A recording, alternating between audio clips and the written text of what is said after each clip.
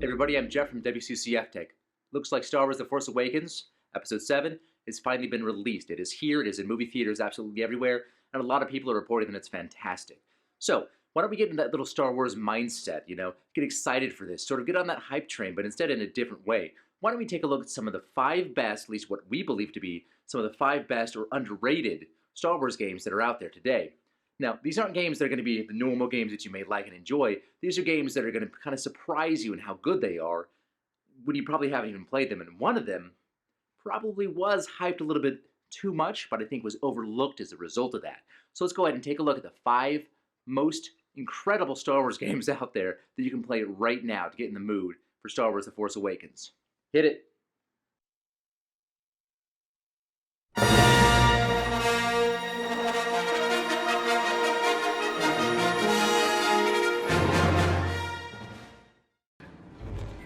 Of course, first on the list is going to be Star Wars The Force Unleashed 2.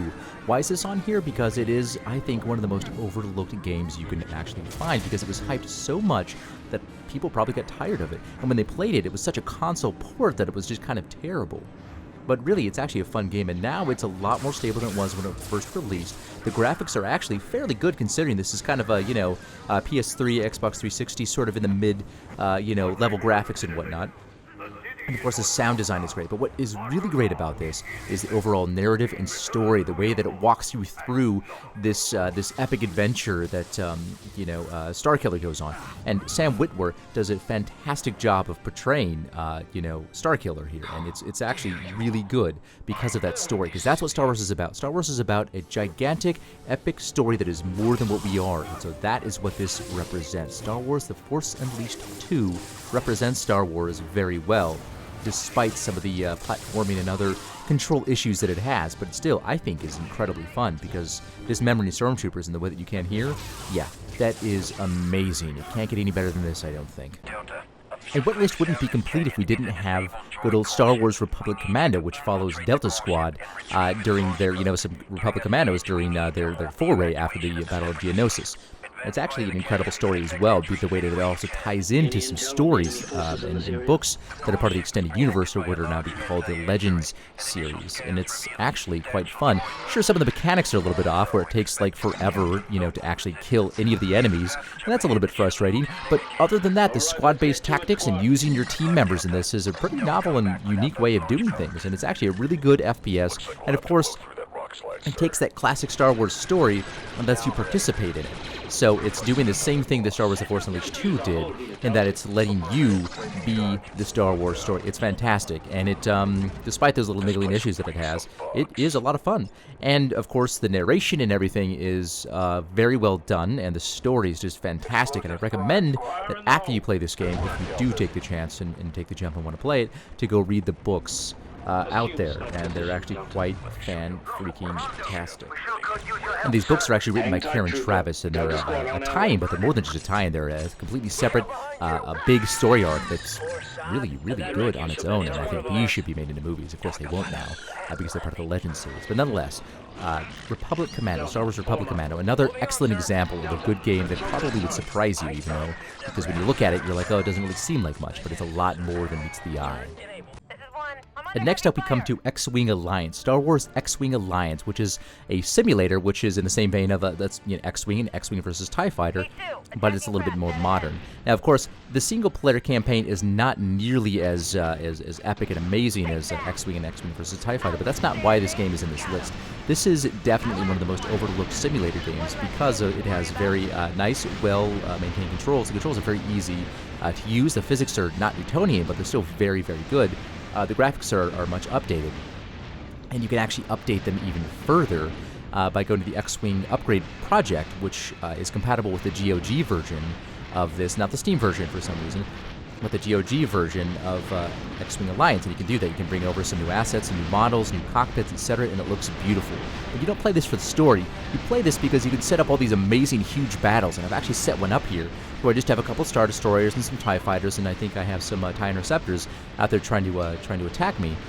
But you can put all these assets, all these great ships, and make all these huge battles and be in any one of these things. And with some mods, you can actually get out there and pilot some of these capital ships. It's pretty cool, actually, and I think it's one of the better simulators out there that's Star Wars, just because you can pretty much recreate the Battle of Endor and do it any number of ways. You can pilot whatever the hell you want, and that I think is amazing. And so it really lets you be that pilot that you wanted to be. You can join Rogue Squadron for crying out loud if you wanted to. Of course, you know, nobody can be as good as Wedge Antilles will be. But yes, X-Wing Alliance, definitely one of those overlooked games. Most definitely. And of course, last but not least is Star Wars Jedi Knight Jedi Academy, which is tremendous, again, for the story aspect of it. This gigantic narrative that you kind of, you participate in. And it's fun as you take on the role of this latent Jedi who's developing their abilities, and you can kind of, go through and improve those abilities, get different lightsaber, offensive styles and defensive styles and whatnot. And you can customize your lightsaber hilt and the blade and all that. It is really, really cool.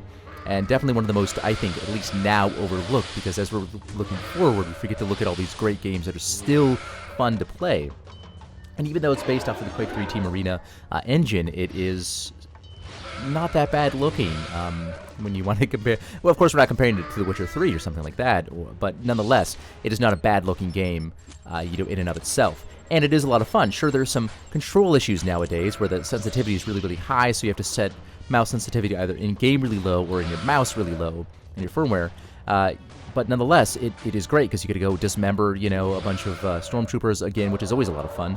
You get to shoot things. You get to go through this great story. And the story is just fantastic. They did a really good job. They took care with it here, and it really is fun. And of course, in the beginning, it's a bit slow, but it picks up pretty quickly, and it really is enjoyable.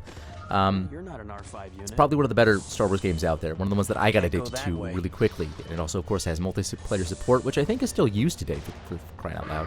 And it also has mod support, which has a lot of different modifications that you can use.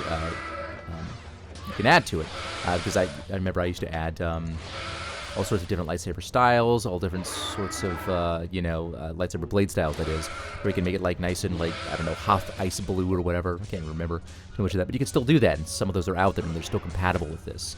And it is, like I said, it's a lot of fun. It's one of the better Star Wars games out there that you can still play today. All of these games you can still play today, and if you want to take that chance, if you want to use these games that are a little bit older where the graphics aren't so great, which I guess is a big concern for a lot of people. But really, I think gaming is all about the fun you can have. And here, these story, narrative-based games really represent Star Wars the best.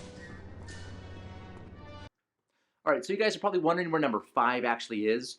Well, that's Rogue Squadron 3D for the PC. But for whatever reason, we had some issues trying to get that actually work.